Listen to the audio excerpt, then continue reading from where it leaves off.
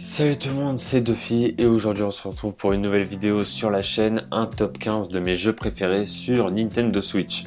Petite précision avant de commencer la vidéo, dans le top 15 il y aura que des jeux exclusivement sur Nintendo Switch et il y aura aussi une partie mention honorable où il y aura une petite sélection de jeux pas seulement sur Switch ou aussi sur d'autres consoles, Xbox, PlayStation ou PC, et il y aura une autre partie de la vidéo mention honorable avec cette fois-ci des jeux exclusivement sur Switch que je n'ai pas mis dans mon top 15. Et en 15e position, on commence le top directement avec Pokémon Let's Go, Pikachu pour ma part parce que j'ai pris Pikachu. Après Evoli c'est exactement la même chose. Donc voilà, à part le Pokémon qui change, mais voilà, sinon le jeu c'est pareil. Donc 15e position pour ce jeu, ça peut paraître bas pour certains, mais à la base, il était même pas dans mon top 15. Hein, voilà, j'avais hésité à le mettre parce que j'avais bien aimé le jeu quand j'y ai joué. Mais une fois le jeu terminé, on n'y revient plus du tout dessus personnellement. La chasse au shiny m'a pas du tout plu dans ce jeu. Enfin, je trouve le principe en fait des Pokémon qui sortent des herbes comme ça, je trouve pas ça terrible en fait. En tout cas, ce qui est bien, c'est que ça reprend bien l'histoire de la première génération. Mais aussi un truc qui est pas ouf dans le jeu, je trouve, c'est que il y a très peu de Pokémon. Donc on avait tous quasiment la même team, hein, voilà, tout le monde prenait Dracofeu, tout le monde prenait Léviator, tout le monde machin, donc bon, au bout d'un moment, on avait tous quasiment la même équipe. On va pas rester non plus 15 ans sur chaque jeu, mais Pokémon Let's Go en 15e position, tout simplement. Et en 14e position du classement, on a Mario Tennis Aces. Alors franchement, il mérite plus haut, honnêtement, parce que le jeu est quand même très bon. C'est, je pense, le meilleur Mario Tennis qu'on ait eu depuis le début. Je pense, hein, voilà, même si les anciens étaient pas mal, surtout celui sur Nintendo 64, si je dis pas de bêtises, je dis sûrement des bêtises, c'est sur GameCube, bref, l'un des deux, je sais plus. En tout cas, vous voyez duquel je parle, hein, le Mario Tennis qui a vraiment plu à beaucoup de gens. Mais celui-là, il était, franchement, il est plutôt pas mal. Moi, personnellement, ça fait un moment que j'y joue plus. Mais en tout cas, Mario Tennis Aces, j'ai beaucoup aimé le jeu parce qu'il y avait pas mal de petites nouveautés, etc. Comme quand on pouvait casser notre raquette, on pouvait faire des petits coups spéciaux, etc. Des trucs assez stylés. Et puis en plus de ça, on peut y jouer vraiment à l'infini, quoi. C'est un jeu qui a pas de fin. Donc c'est plutôt sympa, mais après, je le mets très bas dans le classement parce que j'y ai pas énormément y joué. Mais Mario Tennis Aces, c'était un très bon jeu, mais j'y ai pas énormément joué. En 13e position, on a Zelda Hyrule Warrior qui est sorti le 20 novembre 2020. Et d'ailleurs, il y a eu un DLC il n'y a pas si longtemps que ça, concernant le jeu avec des nouveaux persos, etc. Pour ma part, j'ai beaucoup aimé le jeu. Après, il est en 13e position, c'est assez bas. Mais le truc, c'est que le jeu m'a un petit peu saoulé au fur et à mesure du temps. C'est-à-dire que vu que c'est toujours la même chose, au début, ça m'a pas dérangé, mais c'est vrai que quand il joue beaucoup et tout le temps, moi, il y a vraiment une période où j'y ai joué beaucoup de temps, tous les jours quasiment, parce que quand on faisait le let's play, et aussi de mon côté, je farmais tout seul pour récupérer des niveaux pour pouvoir avancer un peu mieux au niveau du let's play, on va dire que j'ai un peu trop joué, et voilà quoi, le jeu m'a un petit peu saoulé, alors que pourtant il est pas si mauvais que ça, mais au niveau des personnages, franchement, il aurait pu en avoir un peu plus. Voilà, au niveau des petites missions, etc., bon, il y a eu des choses un petit peu diverses et variées. C'est vrai que le petit bémol, on va dire, des anciens Hyrule Warrior de Zelda, notamment celui sur la Wii, qui est sorti plus tard sur la Wii U, etc., c'était que c'était tout le temps la même chose. Là, c'est le cas avec la version Switch, mais il y avait des petites choses différentes, voilà, avec les créatures divines, etc. Mais bon, c'était quand même globalement tout le temps la même chose, donc le jeu est très bon, mais 13e position parce que le jeu m'a un petit peu saoulé au fur et à mesure du temps. En 2e position, on enchaîne avec Mario Party Superstar, jeu très récent puisqu'il est sorti le 29 octobre 2021. Mais qu'est-ce que ce jeu est bon! Enfin, un Mario Party bon. Je pense que le dernier vraiment que j'ai trouvé vraiment bon, ça doit être le 8, je crois, sur la Wii. Depuis celui-là, ceux sur Wii U étaient bons, mais en vrai sans plus, hein, ils étaient assez moyens, j'ai trouvé. Et celui sur Switch, le premier sur Switch était très mauvais, j'ai trouvé. Alors que là, déjà, il n'y a pas 4 maps, il y en a 5. Donc c'est déjà quand même bien. Une map de plus, en vrai, c'est déjà très bien. Et en plus de ça, c'est pas du tout les mêmes maps, en fait. C'est pas que des carrés. et tu dois faire le tour du carré à chaque fois et prendre des étoiles. Là, c'est un petit peu plus complexe. Chaque map a sa petite particularité. Il y a des petits événements, etc. propres à chacune. Et elles sont très différentes. Et franchement, celui-là est très très bon. Et j'avais peur que je sois encore déçu. Mais pas du tout. Il est vraiment très très bon. En 11e position, on enchaîne avec Mario et les Lapins Crétins, sorti le 29 août 2017. Ouais, c'est vrai que en vrai, c'était un jeu, on va dire quasiment au lancement de la Switch. Après, le truc, c'est que moi, franchement, j'ai adoré le jeu parce que son originalité, en fait. Déjà, la fusion de Mario et les Lapins Crétins. Bon, au début, on était assez moyen chaud parce qu'on était en mode mais qu'est-ce que ça fout là, les Lapins Crétins dans l'univers de Mario, c'est n'importe quoi. Mais au final, ça a super bien marché. Ça va hyper bien avec l'univers. En tout cas, moi personnellement, j'ai trouvé que ça allait hyper bien. Et en tout cas, beaucoup de gens aussi ont aimé le jeu. Et ouais, moi, ce que j'ai beaucoup aimé, c'est l'originalité. En fait, voilà, c'est un jeu au tour par tour, très stratégique, etc. C'est un petit peu un jeu de plateau. Voilà, on avance de cases, on a des armes, etc. On améliore nos armes, on améliore nos persos, etc. Enfin, c'est très... ouais, je sais pas, moi en tout cas, j'ai beaucoup aimé. Et du coup, voilà pour la 11e place.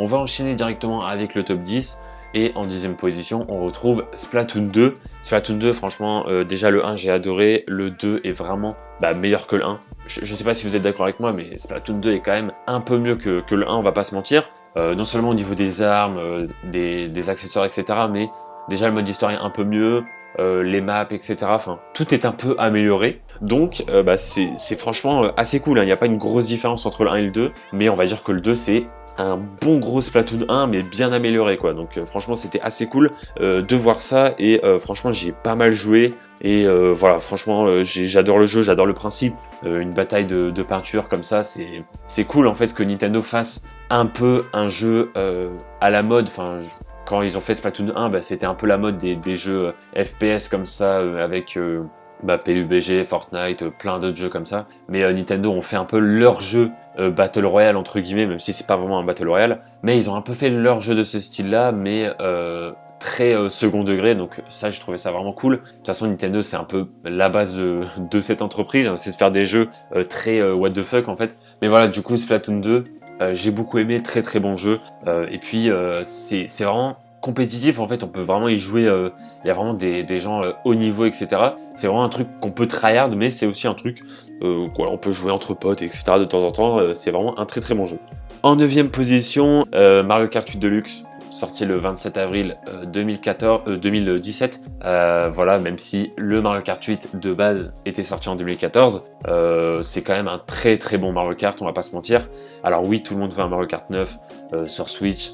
Moi franchement, pour le moment, alors oui, il y aura un Mario Kart 9, ça c'est sûr et certain, mais moi personnellement, je suis quasiment sûr et certain qu'il n'y en aura pas d'ici là, d'ici 2-3 ans, parce que le truc c'est que Mario Kart 8 Deluxe marche ultra bien sur Switch. Je crois que c'est le jeu ou le deuxième, enfin en tout cas c'est dans le top 3 des jeux les plus vendus sur Switch. Pourquoi faire un 9? Franchement, voilà, Mario Kart 8 Deluxe marche très très bien et c'est mérité parce que c'est un très très très bon jeu et ça permet aux gens qui n'ont pas joué au Mario Kart 8 de tester le Deluxe avec la Switch. Donc moi franchement j'adore le jeu, j'y joue encore et j'y joue depuis la sortie, depuis 2014 carrément. Et voilà, franchement très très bon jeu, les maps sont très cool, il y a beaucoup de personnages etc. Donc il mérite clairement sa place dans mon top 15.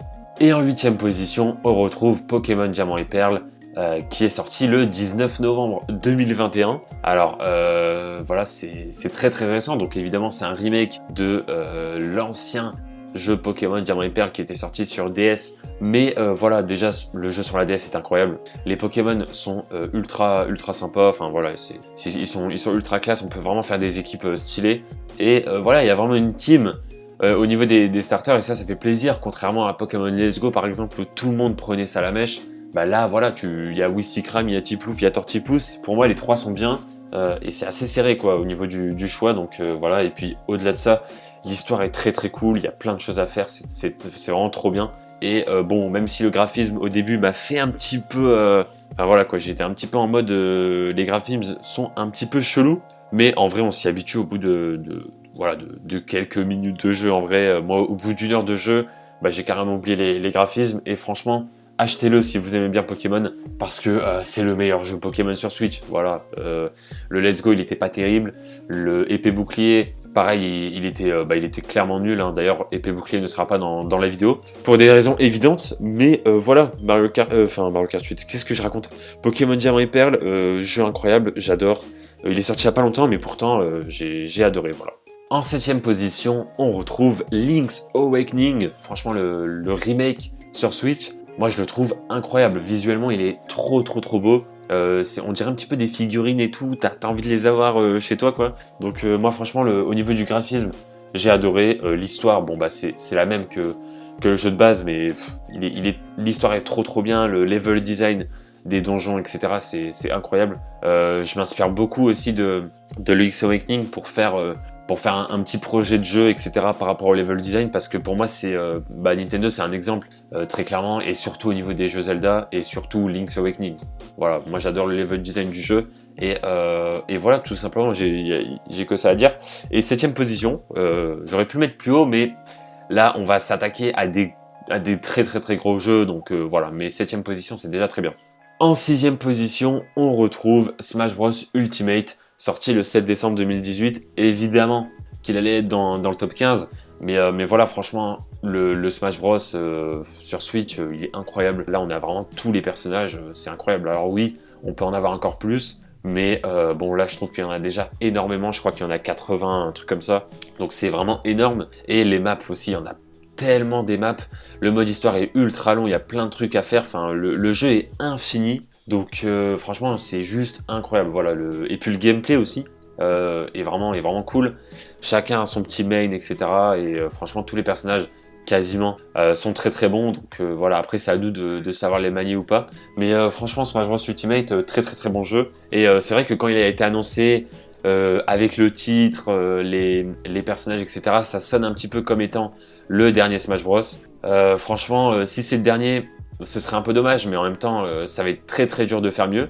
Pour moi, c'est même impossible de faire mieux. Donc voilà, à voir.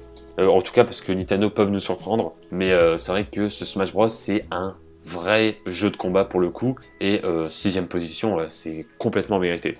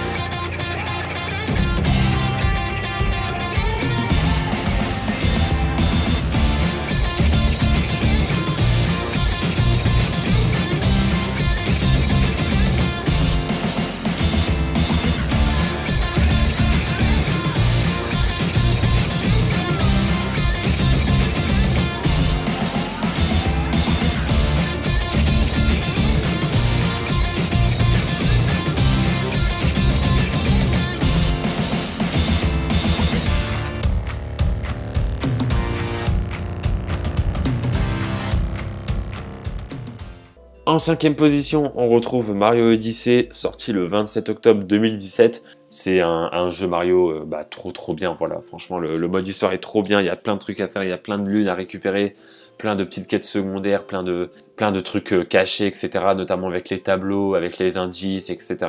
C'est vraiment trop bien.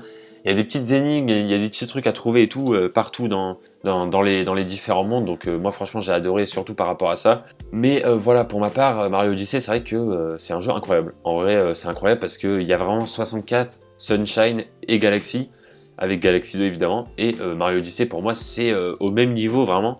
Donc voilà, 5e position, c'est entièrement mérité. En 4e position, on retrouve Luigi's Mansion 3. Alors déjà, ce jeu, vous allez peut-être dire, il est ultra haut. Mais franchement, j'ai hésité à le mettre même en 3e parce que franchement, ce jeu est incroyable. Quand j'y ai joué, c'était un truc de fou parce que déjà, les graphismes, les cinématiques, on dirait vraiment des films Pixar. Donc ça pourrait vraiment sortir au cinéma, ça ne choquerait personne, c'est trop bien fait. Les jeux d'ombre, les jeux de lumière, etc. Le manoir avec les fantômes, les boss, etc.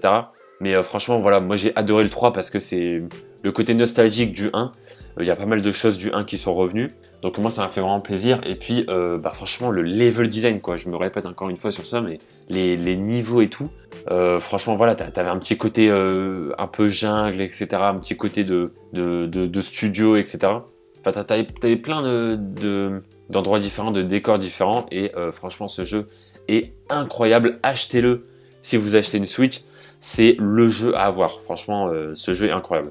Et on va rentrer directement dans le top 3 avec Zelda Skyward Sword HD, sorti le 16 juillet 2021. Alors, à la base, le jeu était sorti sur la Wii, mais il y a eu une version remake en fait du jeu sur Switch. Alors, c'est peut-être un petit peu de la triche de le mettre dans mon top, parce que c'est pas vraiment un jeu Switch, c'est plutôt un jeu Wii, mais la version HD est exclusive à la Switch. Et en fait, pourquoi il y a eu un remake? Bon, ça fait pas mal de temps qu'on savait déjà qu'il allait avoir un remake de Skyward Sword. Ça paraissait évident parce que tous les jeux Zelda ont eu un remake quasiment, sauf Skyward Sword. Et en plus de ça, il y avait c'était en 720p, je crois, le jeu sur la Wii. Donc voilà, c'était un petit peu pixelisé.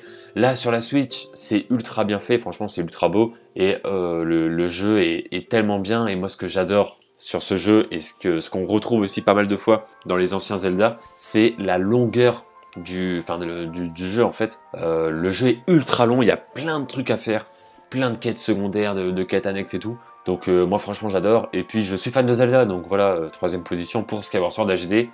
Donc on enchaîne avec le deuxième. En 2e position, on retrouve Mario Maker 2. Alors là, le 2, franchement, c'est incroyable. On a 5 graphismes différents, on a plein de nouveaux monstres, etc. On a même un power-up Link. On a plein de pouvoirs, etc. Enfin, on a plein de trucs. Donc tu peux vraiment faire les niveaux que tu veux.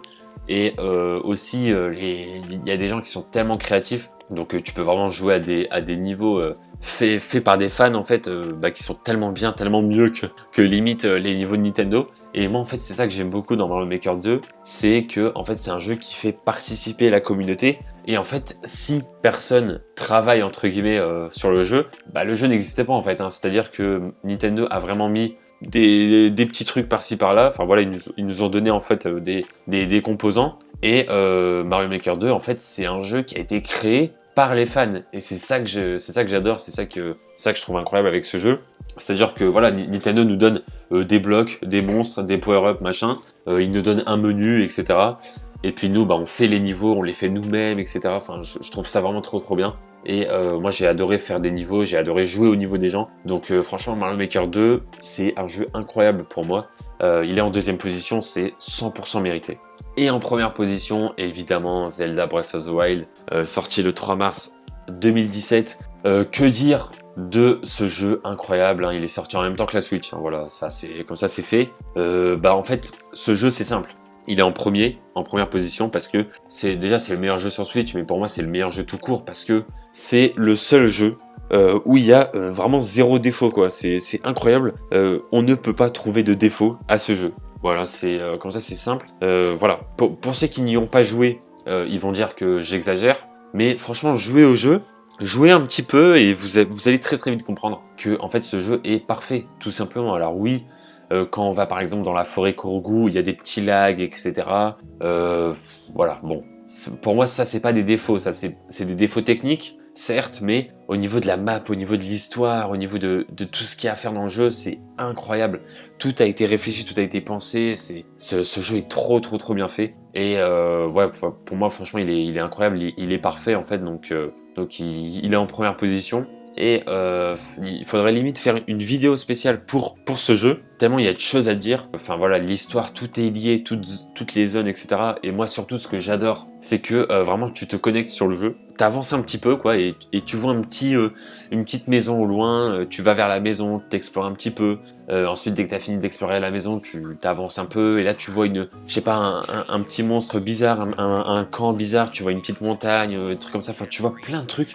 Et t'as envie de tout explorer, et ça s'arrête jamais en fait, tu joues des heures et des heures et des heures, c'est incroyable. Moi je me rappelle quand j'avais eu le jeu, le premier jour, le jour de sa sortie, j'avais acheté le jeu, j'ai joué 8 heures d'affilée, j'ai adoré, alors que pourtant j'y comptais pas y jouer 8 heures, hein. Au début je me suis dit vas-y je vais jouer 1 heure et tout, et en fait t'as plein de trucs, c'est infini, le monde est tellement grand, tellement vaste, t'as plein de trucs à faire, et moi j'adore le début du jeu, où vraiment t'as rien du tout, on t'explique rien, t'as aucune arme, aucune armure, et t'es au milieu de nulle part en fait, et voilà, tu fais l'aventure toi-même, etc. Il n'y a pas une trame scénaristique en fait, chacun fait sa propre histoire, et voilà, tu peux vraiment, voilà, chacun a son histoire en fait, et je trouve ça trop bien, et voilà, c'est le meilleur jeu du monde. Tout simplement, j'espère que vous avez aimé la vidéo, et je vous dis à très bientôt pour de prochaines vidéos sur la chaîne. Ciao tout le monde.